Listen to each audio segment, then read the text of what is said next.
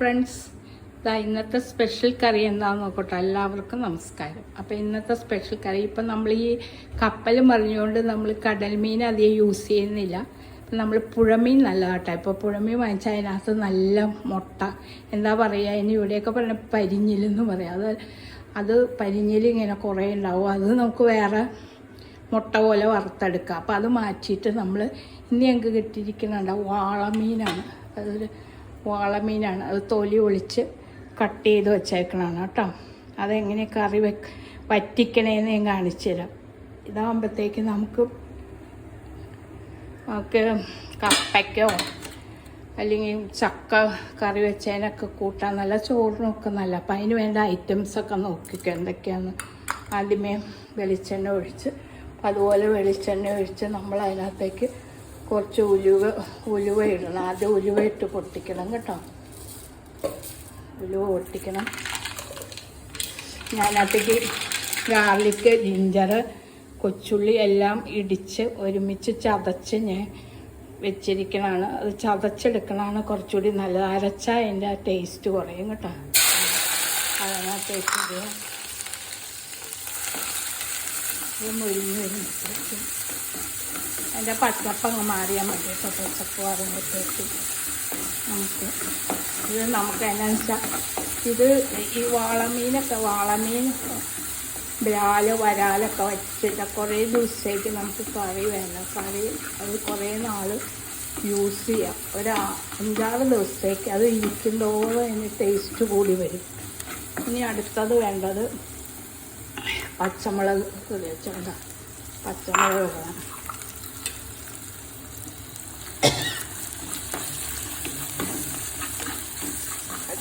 പിന്നെ അതിന് പുളിവെള്ളം തിളപ്പിച്ച് വെക്കണം കേട്ടോ. ആദ്യമേ നമ്മൾ ചെയ്യേണ്ട പുളിവെള്ളം നല്ല കുടമ്പുളി തിളപ്പിച്ചെടുത്ത് വെക്കണം. തിളപ്പിച്ച് അതിൻ്റെ വെള്ളം ഒഴിക്കണം. നല്ല പുളി ഇടണം. അധികം നാൾ ഇരിക്കാനായിട്ട് പുളി ഇട്ടാൽ കൊള്ള അതിൽ ഫംഗസ് വരണം. അപ്പം അതിനാണ് നമ്മൾ പുളിവെള്ളം തിളപ്പിച്ച് ആദ്യമേ ഞാൻ മാറ്റി വെച്ചിട്ടുണ്ട് കേട്ടോ. ഉപ്പൊക്കെ ഇട്ട് തിളപ്പിച്ച് വെച്ചു. അത് കഴിഞ്ഞിട്ട് നമുക്ക് വേണ്ടത്, ഇതിലേക്ക് നമുക്ക് വേണ്ടത്, ഇനി നമുക്ക് ഇതിലേക്ക് വേപ്പില ഇടണം. വേപ്പില എനിക്ക് ഇച്ചിരി വീക്ക്നെസ്സായിട്ട് അധികം ഇടും. എല്ലാത്തിനും അധികം ഇടും. വേപ്പില ഇട്ട് അത് വഴറ്റി വരുമ്പോൾ ഉള്ളിയൊക്കെ നല്ലോണം മൊഴിയണം കേട്ടോ. അല്ലെങ്കിൽ നമ്മൾ ഇതിപ്പോൾ വെച്ചേക്കാനുള്ള കറികളും, മീൻകറിയൊന്നും ഫ്രിഡ്ജിൽ വെക്കാറില്ല. ദിവസവും രാവിലെ എടുത്തൊന്ന് ചൂടാക്കി വെക്കുള്ളൂ. മീൻകറിയൊക്കെ ഫ്രിഡ്ജിൽ വെച്ച് കൂട്ടിയാലുണ്ടല്ല ടേസ്റ്റ് ഉണ്ടാവില്ല. അപ്പം നമ്മൾ രാവിലെ എണീറ്റ് വരുമ്പോൾ ആദ്യമേ മീൻകറി ചൂടാക്കി വെക്കണം. ചൂടാക്കി വെച്ചിട്ട് നമ്മൾ ഉപയോഗിക്കണം. ഒരു കഷ്ണം അല്ലേ ചോറിന് എടുക്കത്തുള്ളൂ. ഇനി അടുത്തത് എന്താണെന്ന് വെച്ചാൽ, ഇതിന് വേണ്ട ഇൻഗ്രീഡിയൻസ് എന്താണെന്ന് വെച്ചാൽ കാശ്മീരി മുളക് പൊടി, പിന്നെ മഞ്ഞൾപ്പൊടി, ഉലുവാപ്പൊടി ഇച്ചിരി അധികം വേണം. ഇതിൻ്റെ ഹൈലൈറ്റ് ഏറ്റവും ഉലുവാപ്പൊടിയിലാട്ടോ. ഉലുവാപ്പൊടി വേണം. ഇതെല്ലാം കൂടി, പിന്നെ പെപ്പർ പൊടി. ഇത്രയാണ് ഇതിൻ്റെ ഹൈലൈറ്റ്. ഏറ്റവും ടേസ്റ്റ് വരുന്നത് ഉലുവാപ്പൊടി ശരിക്കും ഇടണം, കുരുമുളകും ശരിക്കും ഇടണം. കാശ്മീരി ഇടണമെന്ന് വെച്ചാൽ കറിക്ക് കളറും കിട്ടും. അല്ലെങ്കിൽ ഭയങ്കര എരിവായിരിക്കും. അപ്പം അതുകൊണ്ടാണ് നമ്മൾ കാശ്മീരി പൊടി ഇടുന്നത്. കാശ്മീരി ഇട്ടുണ്ടാക്കിയാൽ മതി. പിന്നെ അധികം എരിവ് വേണ്ടവർ സാധാരണ മുളക് പൊടിയും കൂടെ 1 സ്പൂൺ ഇടുക. അപ്പം നമ്മൾ ഇതിന് വേണ്ടി, ഇതിപ്പോൾ ഞാൻ 4 സ്പൂൺ മുളക് പൊടി, 1 സ്പൂൺ മഞ്ഞൾപ്പൊടി, 1 ചെറിയ സ്പൂൺ ഉലുവാപ്പൊടി, പിന്നെ കായപ്പൊടി. ചിലർ മല്ലിപ്പൊടി ഇടും. മല്ലിപ്പൊടി ഇട്ടാൽ മീൻകറി അധികം നാൾ ഇരിക്കില്ല, പെട്ടെന്ന് ചീത്തയാവും, വളിച്ചു പോവും. അതുകൊണ്ട് ഈ മല്ലിപ്പൊടി യൂസ് ചെയ്യാതിരിക്കുക. ഇനി അടുത്തത് ഈ പൊടിയെല്ലാം കൂടി ഇതിലിട്ട് അത് കരിയാതിരിക്കാൻ വേണ്ടി നമ്മൾ ഇത്തിരി വെള്ളം ഒഴിക്കണം കേട്ടോ. അല്ലെങ്കിൽ അത് കളറ് മാറാണ്ടിരിക്കാനാണ് ഈ കുടംപുളിയുടെ വെള്ളം അതിൽ ഒഴിക്കണം കേട്ടോ. അല്ലെങ്കിൽ ആ മുളകിൻ്റെ കളറ് മാറും കേട്ടോ. അതിനാണ് അങ്ങനെ ചെയ്യുന്നത്. ഇനി നമ്മൾ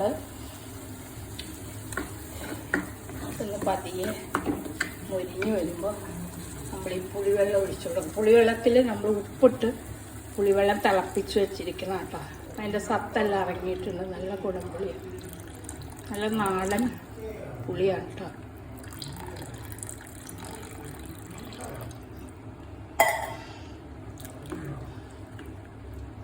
നാടൻ പുളിയാണ്.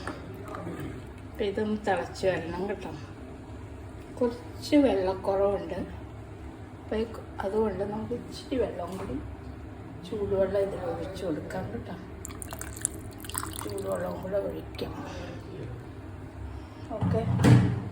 അപ്പം അതൊന്ന് തിളച്ച് കഴിയുമ്പോൾ ഇനി വേറെ പണിയൊന്നുമില്ല. മീനങ്ങ് പെറുക്കി ഇട്ടാൽ മതി. ഇത്രയേ ഉള്ളൂ പണി കേട്ടോ. ഈസിയാണ്, ഈസി കുക്കിംഗ് കേട്ടോ. പിന്നെ നമ്മൾ ഒരു കൂട്ടവും കൂടെ ഒഴിക്കണം കേട്ടോ. കുറച്ച് ലെമൺ ഒഴിക്കണ എന്താ, നാരങ്ങ നീര് ഒഴിക്കണ എന്തിനാണെന്നറിയാമോ? ഈ വാള ഇപ്പം ഈ സമയത്ത് ഭയങ്കര നെയ്യാണ് വാളയിൽ. ഇപ്പം ഈ ഇടവം ഇതിനും കർക്കിടകത്തിൽ പുഴമീനൊക്കെ ഭയങ്കര നെയ്യ്. എല്ലാ മീനും ഇപ്പം നെയ്യും മുട്ടയുള്ള സമയം. അപ്പം നമ്മളില്ലേ കുറച്ച് നാരങ്ങ നീര് ഒഴിച്ചാൽ ആ പീസില്ലേ മിൽറ്റായി പോകില്ല. വെന്ത് വരുമ്പോഴത്തേക്ക് അല്ലെങ്കിൽ ഇങ്ങനെ മിൽറ്റായി പോകും. മിൽറ്റായി പോയിക്കാണ് നല്ല ഉറച്ച് കിട്ടാൻ വേണ്ടിയാണ് നമ്മൾ നാരങ്ങ നീര് പിഴിഞ്ഞൊഴിക്കണം. നാരങ്ങ നീര് ഒഴിക്കണം. അല്ലെങ്കിൽ നാരങ്ങ നീര് സാധാരണ മീൻകറിക്ക് ഒഴിക്കാറ്. ഈ വാളയ്ക്ക് പ്രത്യേകിച്ച് ഒഴിക്കണം കേട്ടോ. എന്നാൽ വരാലിന് ഒഴിച്ചില്ലേനും കുഴപ്പമില്ല. വരാലൊക്കെ മിൽറ്റാവില്ല. ഈ വാളയുടെ മീൻ എന്ന് പറഞ്ഞാൽ കുറച്ച് കണ്ട ബൾക്കിയാണ്, സ്പോഞ്ച് പോലത്തെയാണ്. ഇപ്പം ഈ സമയത്ത് ഇത് മുട്ട ഉണ്ടാവുന്ന സമയമായതുകൊണ്ടാണ്. പിന്നെ ഇത് തിളച്ച് വരുമ്പോൾ നമ്മൾ ഈ മീനെല്ലാം ഇങ്ങനെ പെറുക്കിയിടണം കേട്ടോ. ഓരോ കഷ്ണം ഇങ്ങനെ പെറുക്കിയിടും. തിളച്ച് വരുമ്പോൾ ഇട്ടാൽ മതി. തിളച്ചുകൊണ്ടിരിക്കുകയാണ്. ഇത്രയുള്ള പരിപാടി. നല്ല ഭയങ്കര ടേസ്റ്റുള്ള കറി. അത് എത്ര ദിവസം വേണമെങ്കിലും ഇരിക്കും ഈ കറി. ഞാൻ പറഞ്ഞ പോലെ രാവിലെ എണീറ്റ് വരുമ്പോൾ ചൂടാക്കി വയ്ക്കുക. ഫ്രിഡ്ജിൽ വെക്കരുത് ഈ കറി കേട്ടോ. വാള വറുത്താൽ അത്ര ടേസ്റ്റ് ഇല്ല. കറി വയ്ക്കാനാണ് നല്ലത്, വറ്റിച്ചെടുക്കാനാണ് നല്ലത് കേട്ടോ. ഈ ഓരോ കഷ്ണം ഇങ്ങനെ പെറുക്കി വെക്കണം. വാളക്കറി വെക്കാൻ അറിയില്ല എന്നല്ല മിക്കവർക്കും അറിയില്ലാത്ത പിള്ളേരൊക്കെ ഉണ്ടല്ലോ. ഇപ്പോഴത്തെ ന്യൂ ജനറേഷൻ പിള്ളേർക്ക് അറിയില്ല. അവർക്ക് വേണ്ടി ഞാൻ കാണിച്ചു കൊടുക്കണം കേട്ടോ, ഇത് പഠിക്കാൻ വേണ്ടി. അടിപൊളി കറി. അപ്പം എല്ലാവരും ഉണ്ടാക്കാൻ ഇത് ശ്രമിക്കുക. ഇത്രയേ ഉള്ളൂ പരിപാടി. നമ്മളെല്ലാം സെറ്റ് ചെയ്ത് വെച്ചാൽ പെട്ടെന്ന് പണി തീരും കേട്ടോ. പിന്നെ ഇപ്പം മീനൊക്കെ നമ്മൾ പൊളിച്ച് റിസ്ക് എടുക്കേണ്ട ആവശ്യമില്ല. അവർ തൊലി പൊളിച്ച് കട്ട് ചെയ്ത് തരും കേട്ടോ. അതിൻ്റെ മുട്ടയുണ്ട്. ചെറിയ മുട്ട ഞാൻ മാറ്റി വെച്ചാൽ, വലിയ മുട്ട ഞങ്ങൾ ഇങ്ങനെ മുട്ട പോലെ ഒപ്പമായിട്ട് പൊരിച്ചെടുത്തായിരുന്നു. ഭയങ്കര ടേസ്റ്റാണ് വാളക്കറി. ഇത്രയുള്ള പരിപാടി. നമ്മളൊന്ന് അനക്കി കൊടുക്കണം കേട്ടോ. ഉപ്പൊക്കെ ഇതിനകത്ത് പാകത്തിന് ഇട്ടിട്ടുണ്ട് കേട്ടോ. ഇനി നമ്മൾ ഉപ്പൊന്നും ഇടണ്ട. ഇനി ഈ വാളയ്ക്കൊരു പ്രത്യേകത എന്ന് വെച്ചാൽ ഒരുപാടങ്ങ് വേവിക്കണ്ട കേട്ടോ. ഒത്തിരി വേവിച്ചത് അങ്ങോട്ട് പെട്ടെന്ന്, കാരണം ഇത് വേഗം വേവുകയെ, അപ്പം പെട്ടെന്ന് വെന്ത് പോവും. ഇതാണ് കറി.